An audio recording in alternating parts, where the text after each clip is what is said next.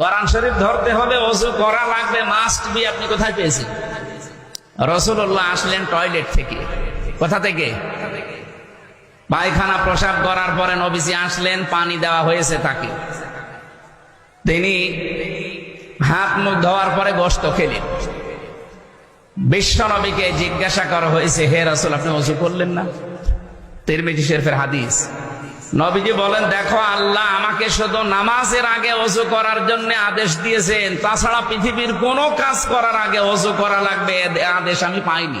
একজন বক্তা বলেছে, নামাজ ব্যতীত ওযু ছাড়া পৃথিবীর সকল কাজ করা যায়। নাউজুবিল্লাহ। মানে শুধু নামাজ পড়তে ওযু লাগে, আর পৃথিবীর আর কোনো কাজে ওযু লাগে না। তোয়াফ করতে ওযু লাগে? কথা বলেন। তো মৌলবীর তো এইটাই জানা নাই যে কাবাগর তোয়াফ করতেও কি লাগে। হে বক্তা হয়ে গেছে। আমি বলি না, বাংলাদেশে দুই কাজে পড়াশোনা লাগে না, এক পীর হইতে আর এক বক্তা হইতে। মুরিদ কটা জোড়াই নেই, পীর।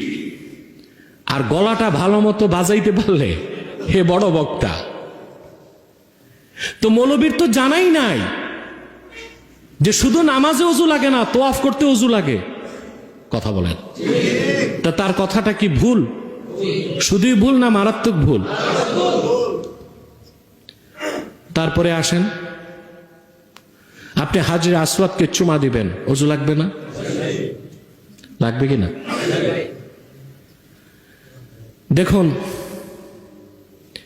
কোরআন শরীফ ধরতে ওযুর প্রয়োজন হয় না, এটা সম্পূর্ণ ভুল ফতোয়া।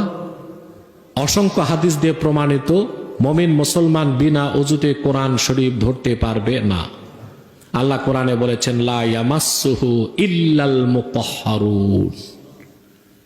বারবার যারা পবিত্রতা অর্জন করে, বারবার পবিত্রতা অর্জন করে যারা পবিত্র হয়, তারা ছাড়া কেউ কোরআন স্পর্শ করবে না।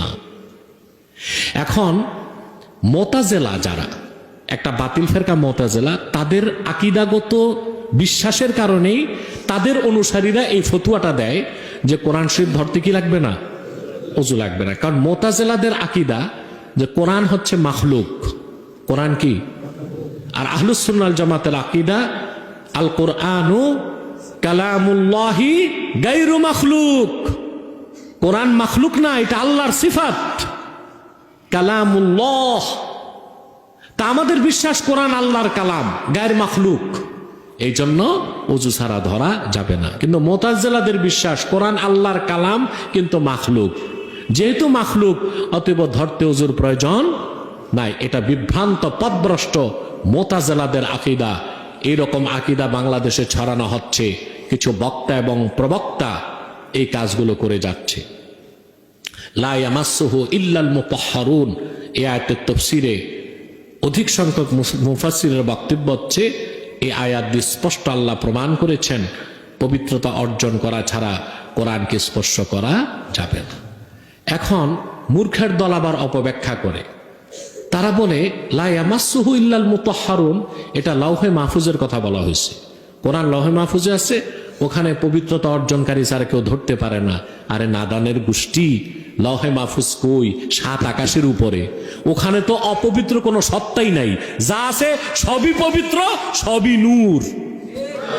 অতএব পৃথিবীতে এটা আল্লাহর হুকুম বা বিধান, পবিত্রতা অর্জনকারী ছাড়া কেউ কোরআন স্পর্শ করবে না। এই ব্যাপারে অসংখ্য সহিহ হাদিসও আছে। এরকম কথায় আপনারা বিভ্রান্ত হবেন না। আল্লাহ আমাদেরকে হেদায়েত করুন।